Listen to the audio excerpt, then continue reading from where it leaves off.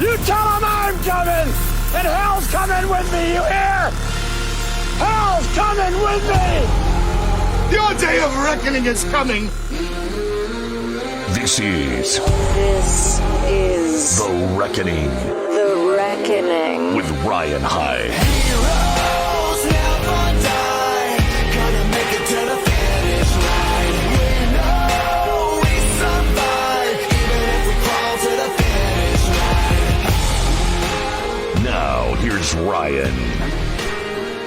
Hey everybody, welcome on into the second hour of The Reckoning. We are here cruising along on the Real Talk Radio Network and going to bring it on home a little bit here, kick off this hour, and stop talking about the panic in D.C., which I keep saying more and more about. We'll come back around to that. I think it really does indicate something to us. But one of the interesting things kicking off, I'm sure you've heard me talk about it, we'll talk more next week. The Republican National Convention is about to get underway, the committees at least, next week, and then the main convention the week after.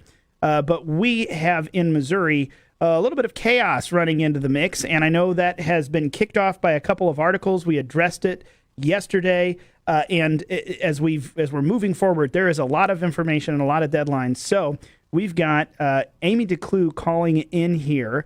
I believe she's on the line with us, the chair of the Franklin County Republican Central Committee. Amy, are you there with us? Yes. Hi, Amy. How are you doing today? Good. All right. Very good. Well, good. As good as can be. Now, do me a favor, because I know we spent, and of course, folks, you'll remember I was on here for the final month of the Drive for Truth with Roger Jackson. He's the vice chair here with Amy out in Franklin County. We talked at length about the incredible mockery that was made of the state convention, the process that the grassroots went through to have things ripped out from under them, and it was a mess. But that mess is coming back around. Amy, would you do our listeners a favor? Just give us a quick recap. What exactly happened? I thought this was all done. People say it was behind us. The RNC is next week. What in the world happened? Our delegates got rejected? What's going on? And then there's an update from today. I'd love for you to just kind of give us a wrap up and dive into what is currently happening, because there's not been a whole lot of solid information for us.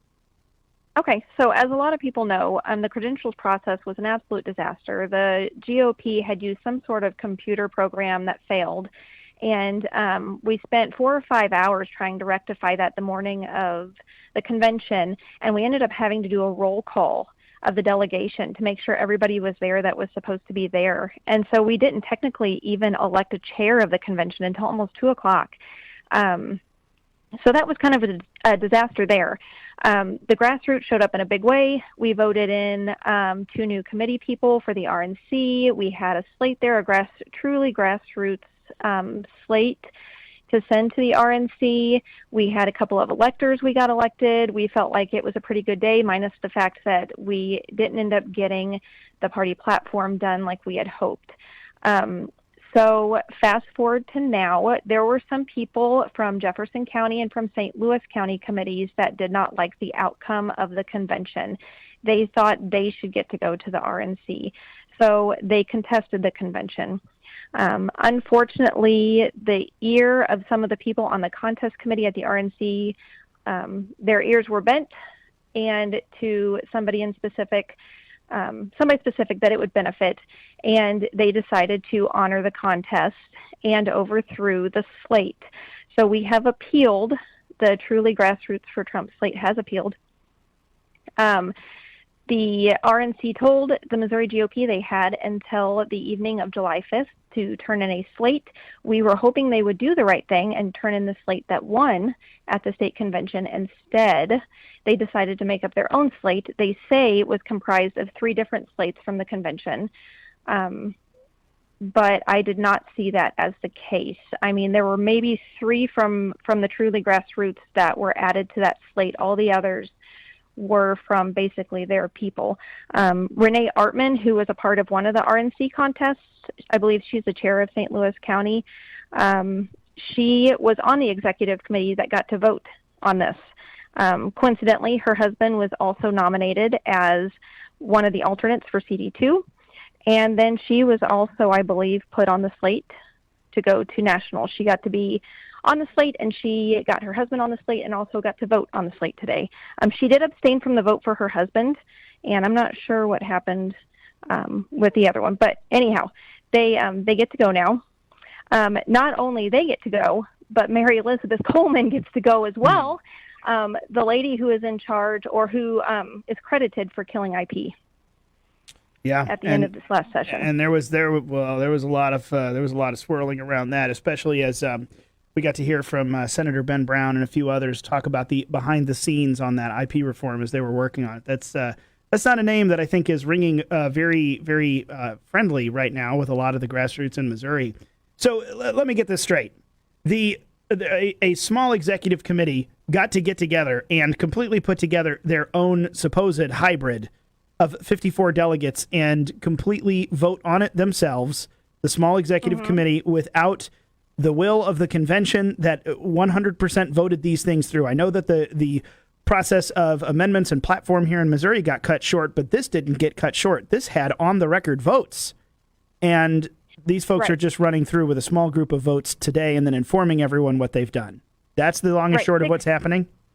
Right, 16 people to be exact got to make this decision today. The rest of the state committee got to listen. 2 people got yelled at when they tried to ask a question, so they weren't even allowed to talk. It was basically they got to listen to the executive committee of 16 people make these decisions. Well, that is, I have a lot of words. That seems much less than optimal and much less than transparent, honest, and a lot of things that are happening. That's very interesting. So, supposedly now, do they have a slate of 54 that they're turning in to avoid some sort of situation where Missouri has no representation there? Is that supposedly taken care of now, even as badly as it may have been done? Yes, they are turning in that slate. There will be an appeal, so we will see what happens.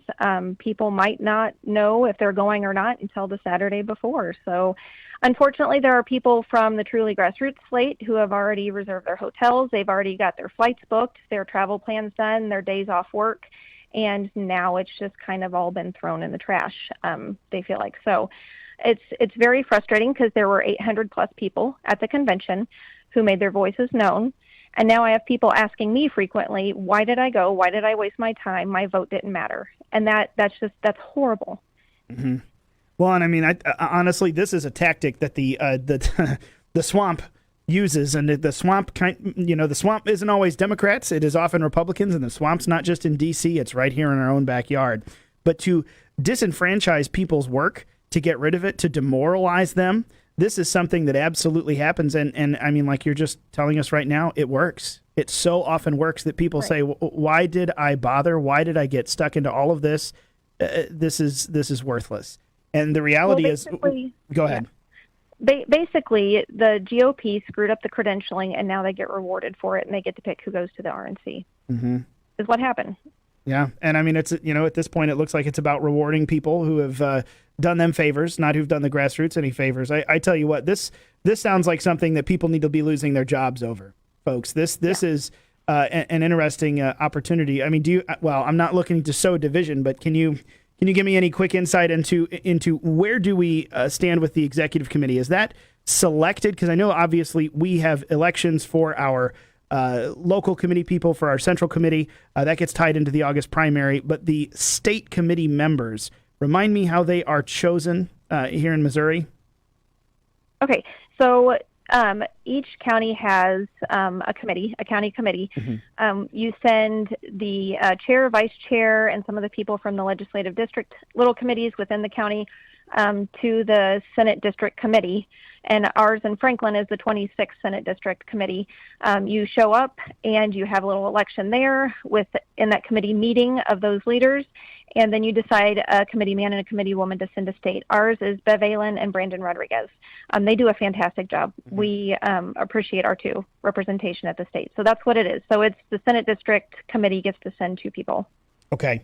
That's what I thought. I thought it was an internal election after the one that, we, just as Republican primary voters, get to walk in and vote for our central committee folks in the county level. Those are the ones who get to have potentially some, shall we say, accountability measures in upcoming times, because that is what it sounds like we need at the state committee level right now. This is pretty terrible as far as transparency goes, as far as honoring the votes of the people at the convention goes, this is terrible. And it sounds like there's a whole lot of executive committee firing that needs to happen and replacement that needs to happen. Right. I mean, this is the August ballot. Unfortunately, there's a narrative going around that we were a mob and a coup, and really we were just people that were elected by our county to represent them at the congressional and state levels. We're not a mob, we're not a coup, we're just the grassroots people, and we're tired of the go along, get along. Yeah, no, I think that there was plenty to come out from the state convention that proved a very good grassroots measure. A set of measures was underway, and there was great leadership. Sophia Shore had been praised left and right. I've seen no one say anything bad hardly about her because it was run so well. Once the credential committee finally got done trying to mess things around, but so this is 16. So the executive committee is made up of 16, not the entire state committee. But that is definitely the ramifications come all the way down to our ability in August to look at who is running for our precincts and for our central committees in the counties. So here you go, folks. This is a whole new round of questions. Seek those people out and ask them what they think, because these folks need to be held accountable. This is terrible. Right. This is insider politics to the worst. The committee positions are very, very important, and unfortunately, not a lot of people know about them. Yeah. My old boss, Phyllis Schlafly, she had a brochure floating around the office. The most important office in America is not the White House. It is your precinct committeeman. Those are the people from the bottom up that we get to make change, and we're seeing it right now. Absolutely seeing the ramifications of how important these offices are right now and who they get to elect. But, oh boy, well, it's a mess. I appreciate you, Amy, so much for coming on and giving us the inside track on this. I know that this has been chaos and there's been a lot of questions, but I really appreciate your answers and your work. Thank you so much. Thank you. I appreciate it. Absolutely. Well, there you go, folks. We get a few things ironed out here as far as what's happening. Missouri will be represented, it sounds like, at the RNC, but there is still work ahead and some hours left. So put your prayers in, send around a few texts, see if there's anything you can do, because the grassroots in Missouri is having their voice squelched by the executive committee of our Republican Party in the state. Terrible. Absolutely terrible. Come on back. We got another segment coming up after the break here on The Reckoning. Second thing